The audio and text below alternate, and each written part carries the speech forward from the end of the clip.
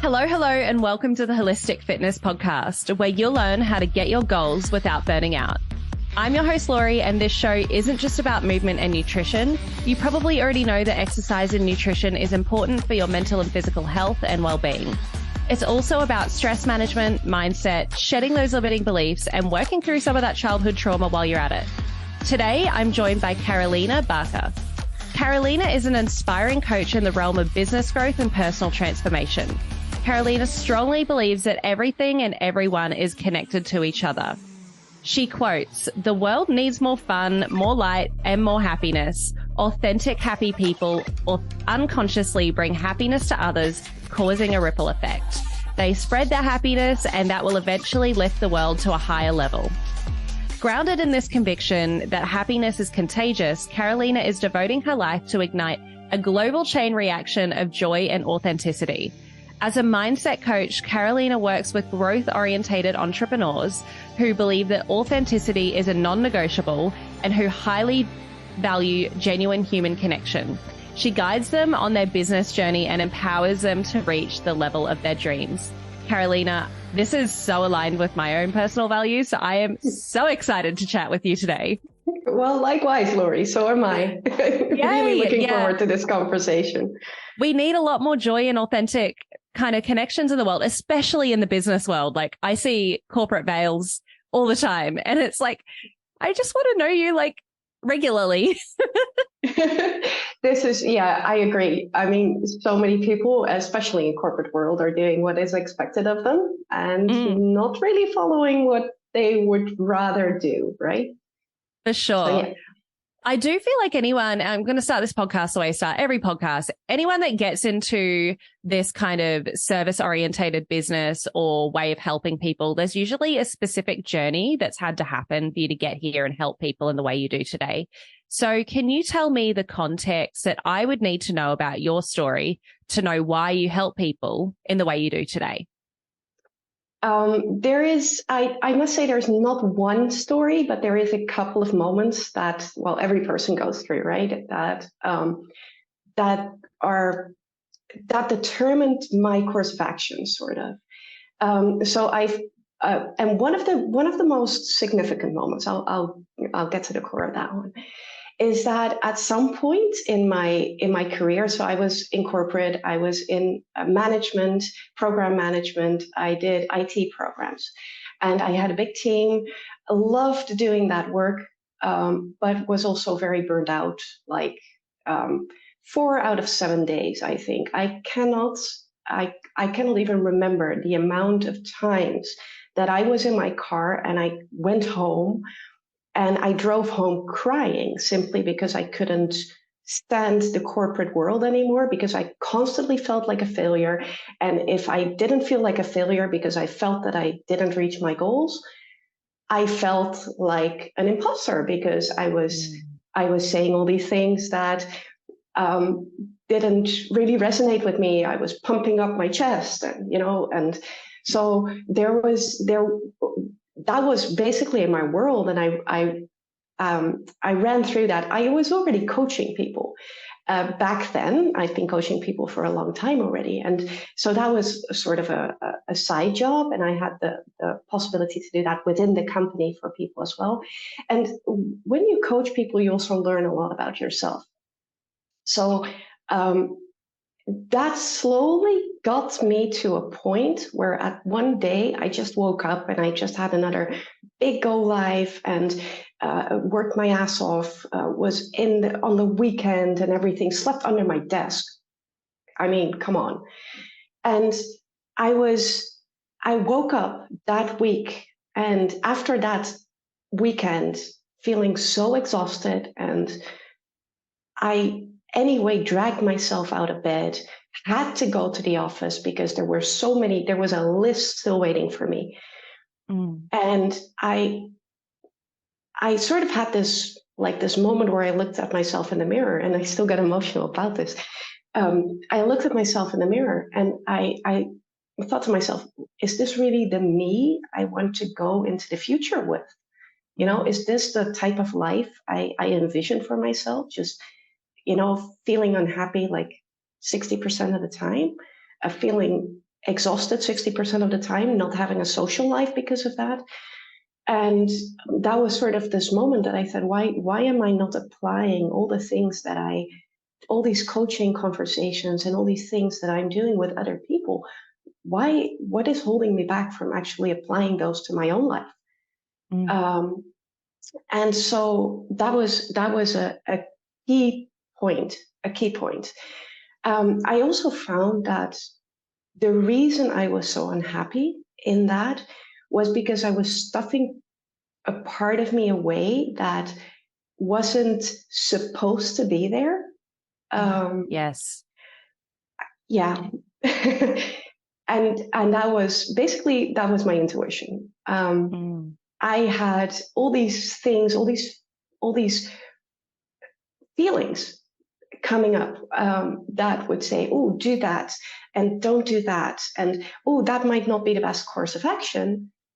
And instead of listening to them, because I couldn't put them in a spreadsheet, I pushed them away and I said, no, the spreadsheet says that this is the most favorable way to go, right? Yeah. And that went against my nature. And it just went against my core, basically, and who I really am, what I really believe. And so, yeah, the moment these types of things that the moment you see them, you cannot unsee them. And it's like there's this shift, and it's like one insight that changes your life forever.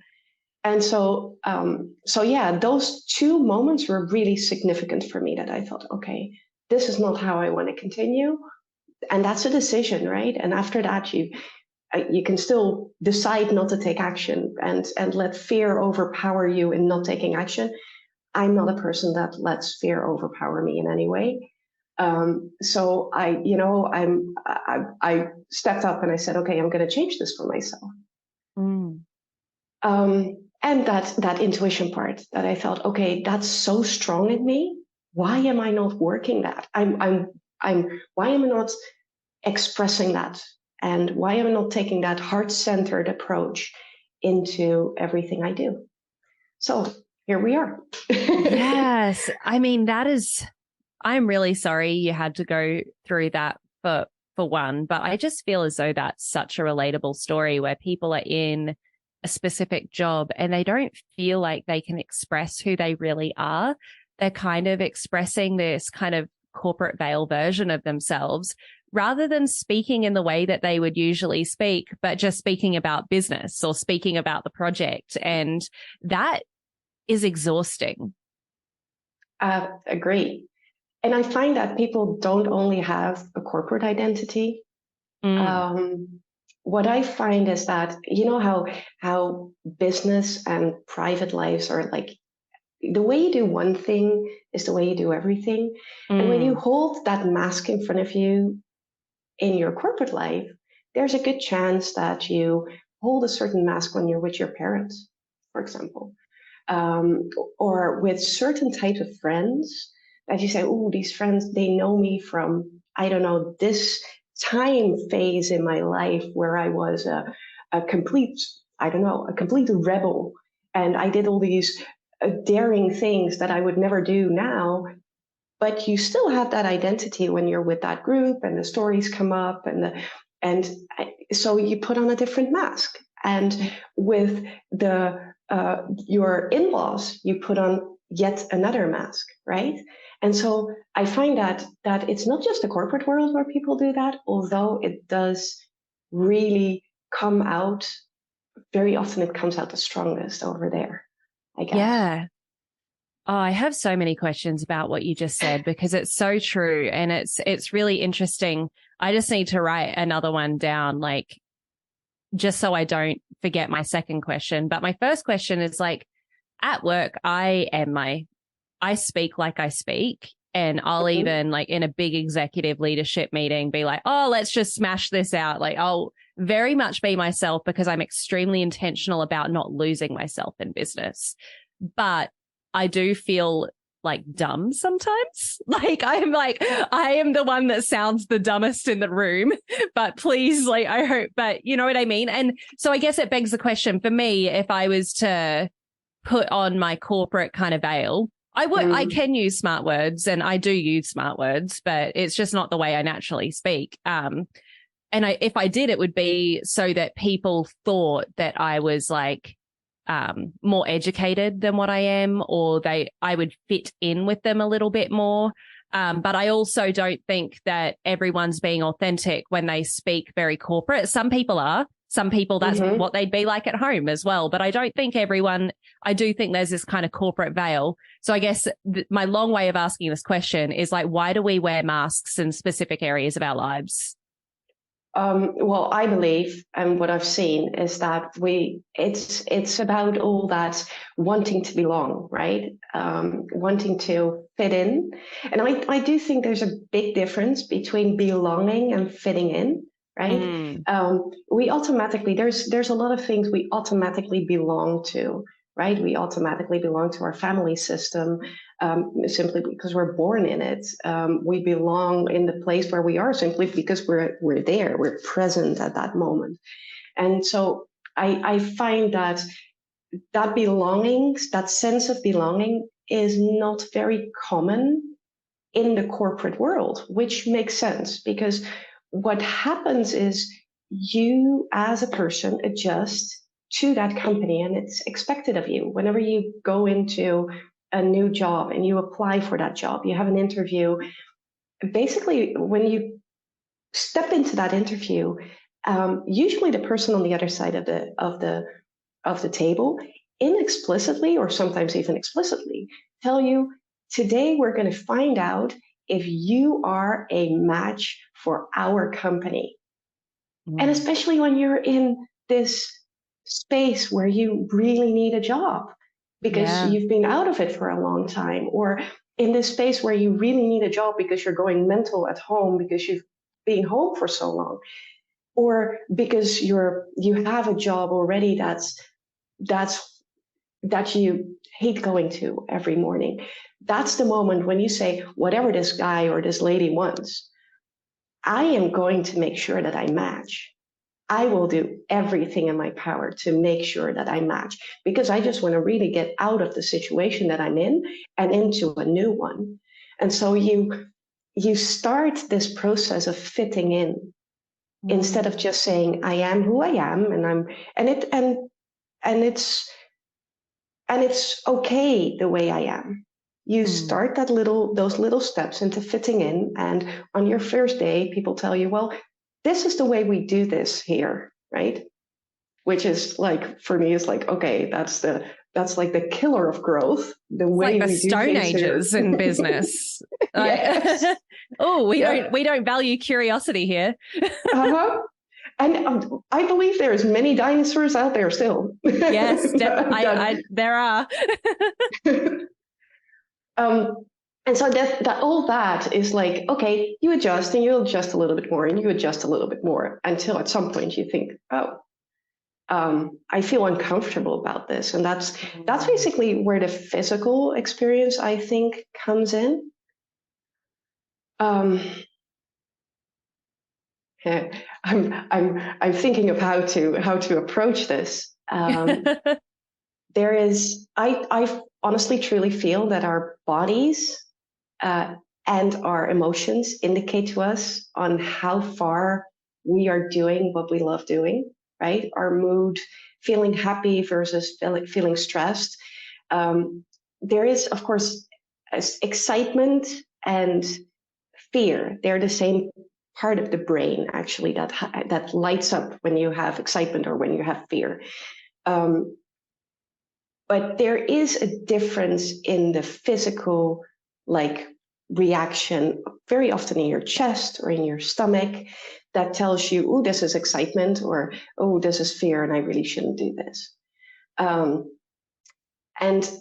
I believe that at some point, we reach that point in our work or in any situation where we start to feel uncomfortable, that our body starts to protest, right? Yes.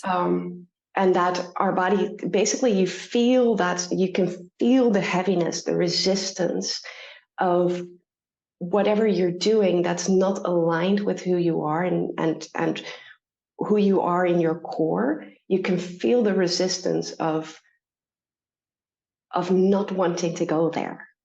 Right. I'm not sure. Am I explaining myself a You little are, bit? but Good. I have a question about this. How do you tell whether that kind of like exhaustion, kind of burnout feelings, the kind of the chest feelings, the tummy feelings, how do you tell whether that means you've got to learn a lesson here and you've got to kind of, you like this job is for you or this situation is for you and there's a lesson to be learned here and you're resisting it and that's why you're so tired? Or similar to your situation, like you've got to get out of this. Like what sort of tangible things can someone do to kind of like analyze that within their body? Well, I believe that visualization and imagination, right? It doesn't have to be visualization. We call it visualization, but our body has way more sensory cues that it picks up than just vision. So it can be something you hear, something you taste, something you smell. But so let's just call it imagine instead of visualization and keep it. It can be goosebumps. I truly believe that there is that if you would imagine yourself overcoming a certain situation, let's say you're having a really hard day at work, and because there's a little mini project or a task that you really dislike doing, and when you imagine yourself overcoming that task or that mini project or even a big project, at the end of it, what do you feel? What happens when you imagine yourself standing at the end of all that? Do you feel that, like me, do you feel that at the end of the project, there's another project and you really don't have time to rest and you have this, that heavy feeling is still there because there's no end to it? Yeah. Then that's your cue to get out as fast as you can, because there has to be a release at the end, a release of, yay, I did this. Oh, wow, I stepped up for myself, or I really, yay, I completed this. And now I have a moment of celebration. If that moment of celebration doesn't come and everything just, even imagining you overcoming this hurdle doesn't give you that excited yay feeling of I did it, I yay, then get out of there. It's not, that's not your dream life. That's not for you. That's such a great tangible tip, because I think it's really hard to kind of get into your body and being like, is it me internally or is it externally the job, and that's a really good tangible tip to kind of focus on, like, how do you feel even when you overcome hurdles? And that's a really good way of doing it. And yeah, my mind is just ticking there. I think another thing you mentioned is that when folks are applying for a job and they're wanting to fit in, like, let's just say you're in this scenario and you've decided that you need a new job. And I'm really big on interviewing, like you're interviewing the employer as much as they're interviewing you. You want to see if you're a fit to them, but that's speaking from a place of privilege. Yes. At the end of the day, stability is the most important thing. And how do we get stability today? Money, financial resources. So how would you suggest somebody goes into job searching or figuring out if you're an entrepreneur, figuring out like the next product you're going to launch or what have you, in a way that's going to fulfill you, ignite you, keep you excited? Well, I think there's many aspects to that question, and so I'm going to tap into the things that triggered me, of course. So I feel that if you have this, it is a privilege to have the choice to choose between do you want to be with this employer or not. Are you tired of constantly feeling burnt out while trying to achieve your goals? Do you find yourself struggling to maintain motivation and productivity over long periods of time? I'd like to introduce you to the Goal Getting Journal, the ultimate solution for those of you who want to surpass their goals without burning out. Our journal is designed to help you set achievable goals, track your progress, and maintain a healthy work-life balance. With our journal, you'll discover practical strategies for managing stress, staying motivated, and avoiding burnout, including time blocking, habit stacking, and so much more. You'll also learn how to prioritize your tasks and maximize your productivity so you can get more done in less time.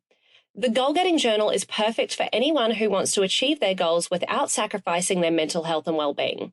Whether you're an entrepreneur, a student, or just someone who wants to make any positive change in your life, the Goal Getting Journal can help you stay on track and avoid burnout. And for Holistic Fitness podcast listeners, you can get 20% off your first journal using the code HFPodcast. Go to goalgettingjournal.com and type HF podcast at checkout to get your discount. So what are you waiting for? Order the Goal Getting Journal today and start getting your goals without burning out. So what I was really curious about is how someone taps into their intuition while searching for a job or while searching for their next project, like when they're feeling really stuck and fulfilled, like how someone can really ignite their happiness, be joyful and be fulfilled rather than creating that same cycle again, you know? Well, I think one of the things is that creativity never comes from a place of stress, right?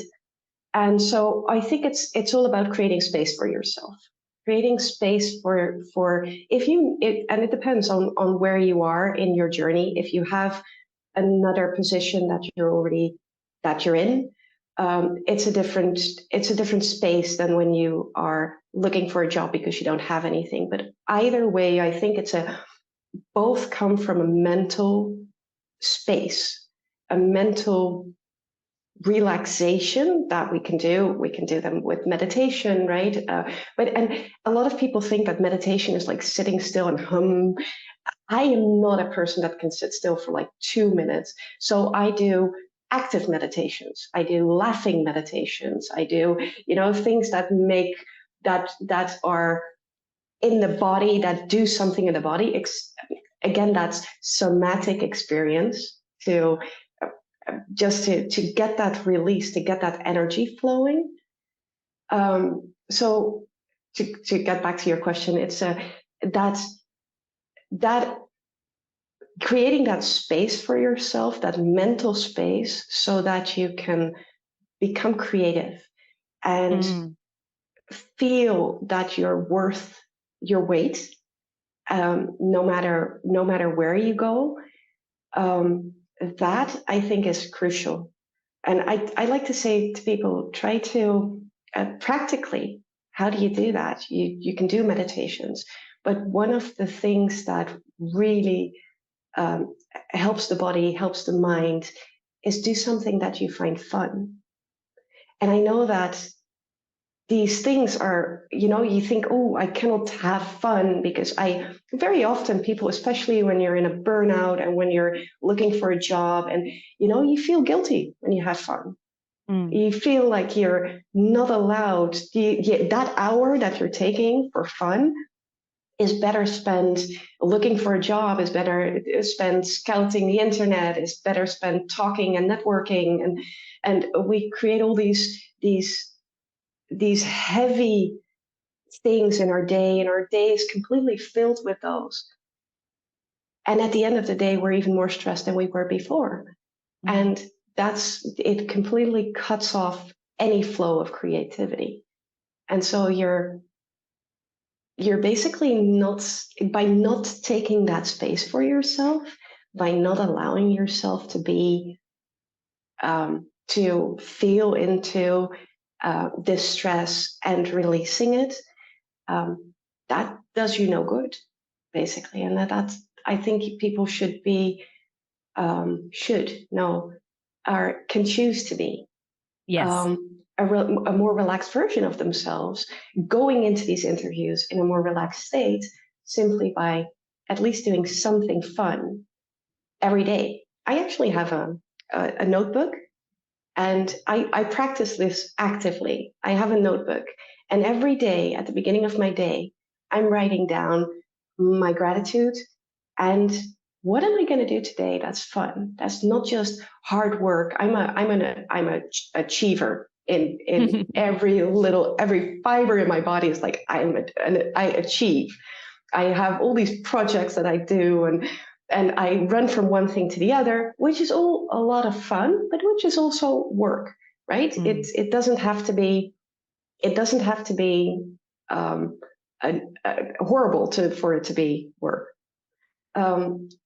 But I consciously choose a thing to do that I like to do. And I write down my fun thing of today, and I choose something to do so that somewhere in my day I plan that in. If not at the end of my day, I do something that I'm truly, really excited about, and that releases that stress from my body. That's so awesome. So I love what you said earlier. Creativity never comes from a place of stress. And I resonate with that because when I'm really stressed out at work, because I've got a lot going on, and I love what I do, by the way, but it's a big job. Like I'm juggling a lot of things. The thing I love to do, I love podcasting for one. Like I just love chatting to people and picking people's brains. But the other thing is I love content creation. I love writing blogs. I love mostly making TikToks. I love making TikToks, but it's so difficult. Like I would much prefer to scroll or watch Netflix or do something else to numb my mind because creativity never comes from a place of stress. And it sounds like what is kind of the solution to that. Yes, meditation helps creating that available space, but it's also just having fun in some sort of way with no like end result. Like content creation has an end result, even though I really, really love it and it's super, super fun. It's still like that creativity is not going to come unless like there is some sort of like fun scheduled into the day. Wow. First, I want to really acknowledge you for loving the creative part, because for me, that's like, I love it as well. But indeed, it can be stressful. One thing that can be so stressful for a lot of entrepreneurs is basically that creativity and the writing and everything is, I love that you love to do that. It's somebody's struggle is other people's hobby, isn't it? Yes. So, the thing I love to do is just dance in my living room to 80s music. I never do that anymore. And I used to see an intuition coach. She's a psychologist and an intuition coach. She's amazing. And she's like, just dance around more often. Like you love dancing, so just do it. But I don't know why I don't. But I do EDM. I love that you do it to 80s. Yes. Yeah. So I really like 80s music, and it's for me, it's like the happy button or something in my brain. Yeah. That the moment I put on 80s music, I that's like my, oh, nice. Now I'm in that space of freedom for a moment. And I have 3 cats. Whenever I cannot think of anything, I play with them, which is also fun, which doesn't really have a real goal. Nothing. I'm not producing. I'm producing happy cats. That's basically. I'm not sure if you can call that producing, but yes. That seems like living in the moment to me. No, everything you said made so much sense in terms of finding that fun.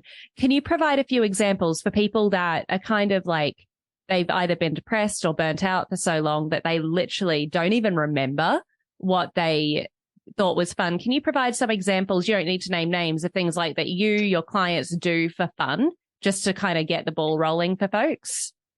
I think it's very, very dependent on the person, but I can give you a couple of examples. I would say if you want to discover your fun, go back if you had a thing that you loved to do in childhood, and just playing out in the streets. There was always something that would catch your eye and that you would be happy with. If you don't want to go back to that phase, which I can imagine, there's things as simple as getting a tennis ball and bouncing it against the wall, or like I said, doing a laughing meditation, which is basically just you put on your headphones and all you hear is people laugh, and you automatically start laughing with that as well. By the end of that, if you do that for 5 minutes, if you do it for 1 minute, you're at least smiling. I can guarantee that. Play with the cats, like I mentioned, dance to music, read a book, take a time to read a book and discipline your mind to come back to the book whenever it's drifting off, right? Just sit in a park staring at nothing is a great way to have a fun time, or listening to the trees. It's basically mindfulness and being present in the moment. One of my clients has, for example, she goes to the gym a lot. She loves being at the gym, or listening to an audiobook or a podcast. I mean, these are all things. If you consciously see them as something like, I'm going to take this moment and do something for me, just for me, not with a goal to make anybody else happy, not with something that comes out of that, like that you can hold in your hand, but I'm just going to take this time to spend it with me. You automatically, that lightness comes in, and I do believe that lightness that you feel, that everybody possibly can, if you dig deep, everybody hopefully can remember a little bit of that, even if it's just for 2 seconds. Hopscotch on the street. Yes, I remember that. I mean, just lift your legs twice, try it, and your brain will go back to that moment and think, oh, right, I had fun there. And it will give you this lightness, this relief, a release of stress. And I do believe that that's the universe guiding us, saying, hey, this you should do more of this. That's that lightness that comes up. Maybe you should try doing this more, because that's why you feel good about it. Hey, Holistic Fitness fam, a quick message from one of our sponsors, Ned. As you all know, I recommend good nutrition, movement, and stress management practices before supplementing, so you know what type of supplementation that your body actually needs. For me, I supplement with very few products, but Ned is one of them. I'm a type A, high-energy, ambitious business girly with massive goals. And sometimes I honestly just need to chill out and relax a bit. I've found that both Ned's de-stress and sleep blends fit in with my busy lifestyle and ambitious goals, but I was honestly not a big fan of CBD products before trying Ned, mostly because of the culture surrounding weed. I just didn't want something that was going to alter my state of mind so that I became much less of a goal-getter or less ambitious. That was until I learned about full spectrum hemp and their benefits. Ned blends are chock full of premium CBD and a full spectrum hemp of active cannabinoids. Ned's full spectrum hemp oil nourishes the body's endocannabinoid system to offer functional support for stress, sleep, inflammation, and balance.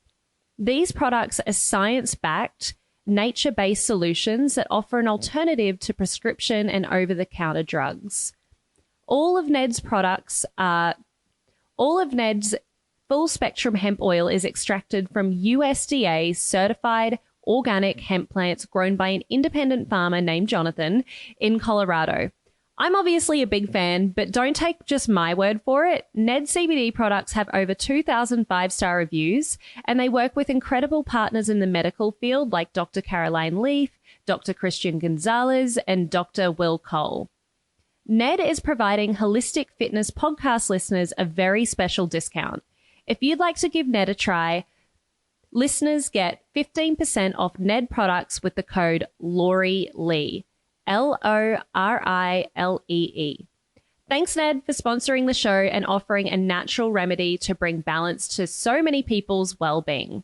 Yeah, I love that. I love the notion of injecting more fun into our lives, but I can't help but think it's sad that we need to consciously have fun. Because like pretty much every culture has had like dancing or some sort of fun as a part of their kind of rituals and routines. And I was watching a comedian last night. That was super fun. And he was saying something like, I'm not a Republican, but I can feel myself as I get older, like becoming like a grumpy Republican. For people who aren't in America, like Republican is like the conservative party. And they're like, not everyone, but they can get like angry about like certain things and a little bit closed-minded about certain things, or at least that's like the outside perception. And he was like providing all these examples of how he can see himself getting grumpier and grumpier as he get older. Not to say that people on the other side aren't grumpy, so not picking any sides here, but it was just a funny example. And it begs the question, like, why do we just like get grumpy and stop having fun? Why do we get grumpy and stuff? Well, because of responsibilities that we think we have to follow. And about that, Mel Robbins, she's a great. I love her work.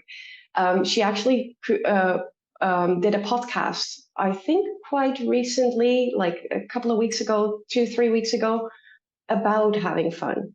And she said exactly the same thing as you just said. How come we just have this, we got into this phase in our lives where we have to plan for fun. And that's because our responsibilities just basically, we have so many responsibilities that it's easy to get caught up in everything else. Plus, she also mentioned that when you look at your life, we all think that fun comes spontaneously. But when we grew up, our parents created that fun for us. We went to the park, we went to the zoo, we went to or caregivers created that for us, or our friends created, our teachers created that for us. Now you guys go play with the ball. And and now let's do a play date with this friend of yours. And so all these things of fun, we tend to think that fun should be something spontaneous. But actually, it's not. It never was spontaneous. The number of times that you spontaneously had fun are just in our memories because we didn't know that they were planned. Yeah. So fun is also something, and that's why I write it down in the morning. Fun is also something that you need to plan for, and that when you plan for it, it's a little bit uncomfortable in the beginning, I guess, but when you do plan for it, and I've been doing this for years now, at some point, even if you don't write it down, you're still taking that moment for yourself to have fun. Yeah, it's just like any other habit. You need to continue to practice it for it to become comfortable again. Yes. Yeah. Absolutely. We're coming up to time here, Carolina, but I do have like one big question about something you mentioned earlier regarding belonging versus fitting in. And you mentioned like with family, you always belong. And I agree, because you do always belong to your family. But sometimes you don't feel like you fit in with your family, like that you feel like a square peg in a round hole, especially if you're like the only intuitive one that believes in, I don't know, astrology, or you're the only really fit one in your family and everyone else likes to drink beer on the weekends and watch sports. How do you help people navigate like and no matter what, like not fitting in hurts, even if you belong? How do you navigate the opposite scenario where someone belongs but doesn't fit in? I think that's always, so what I see is that that's all a part of accepting oneself and becoming stronger in who you are and becoming more. It's also having clarity. A lot of people, if you ask them, who are you? They would give you a title, or they would give you a whole list, a laundry list of characteristics. But if you ask them, who are you really? A lot of people don't have that answer. They just don't know. And so what I find is that fitting in and belonging, when people belong but don't fit in, it's very often because there's a fear behind that of showing themselves fully. And they have stepped into this role of, let's say, a child with parents, of this perfect child that loves, and a child would do anything for their parent, right? They would adjust themselves unlimitedly just to make their parents happy. That's the way children work, especially in the younger years. And so that finding out which part did I adjust and which part is me, what is my inner power, how do I stand in my inner power, and slowly getting those layers of the onion off that you've built over the years will make you stronger, will make you more comfortable with who you are, will give you clarity about who it is that you want to be and who you want to become, who you were in the past and where you are now. And that allows you to slowly start integrating those two worlds of belonging and sharing with your family who you are, and having that part of you being accepted. Yeah, that makes total sense. And in my experience, that self-discovery and really standing in your own power comes from either A, self-reflection or journaling, or coaching, helping someone else ask you really good questions to help you kind of work through that. Because I've had a lot of like cognitive behavioral therapy, but also work with coaches. And I've just found that so helpful. It's kind of like athletes, all athletes have a coach, but coaching is also a privilege because you pay money for it. It is a privilege. So you can do self-reflection, but I've personally, with that, because I'm a little bit different. I have incredibly big ideas and stuff like that. And I know I'm different to a lot of my friends that I had in high school and stuff like that. And coaching really helped me out with that and helping me realize it's okay to be what the kids are calling today a little bit delulu, which means delusional. Yeah, I do think that's amazing, by the way. I do think that the people that feel like they don't belong and they feel like they don't fit in, they usually have a bigger purpose than just being where they are.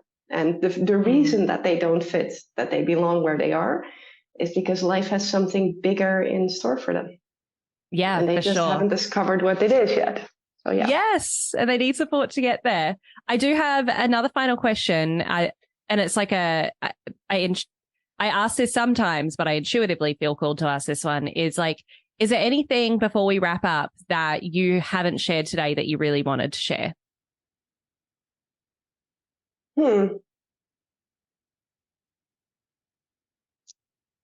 Maybe a final statement from Tony Robbins. And he says, whatever we want to do and whatever we feel like is inside of us bubbling up to come out, there is never a lack of resources. It's always a lack of resourcefulness. That's a good one. It's so true as well from personal experience, but I've seen it in others too. Mm-hmm. Yeah. If you want something bad enough, you'll find a way. Yeah. Carolina, I'm sure that so many people want to get in touch with you, want to learn more about your work or follow you on the socials. How can we learn more about your services or get in touch with you? The best way to get in touch with me is via email, which is carolina@coachingbycarolina.com, or via LinkedIn, where I have a LinkedIn profile. So linkedin.com/Carolina Bakker. So perfect. And we'll have all of that in the show notes as well, so people can get in touch with you and all of that fun stuff. Thank you so much, Lori. It's been wonderful having you on the podcast. Thanks so much for joining today and sharing all of your wisdom with me and the audience. Thank you so much for hosting. This was an amazing conversation. No, it's been a true pleasure. Thanks so much. And for everyone at home, whether you're in the car listening to the podcast, having some fun while listening to the podcast, or cleaning your home, whatever you're up to, eat well, move well, breathe well. And until next time, keep shining.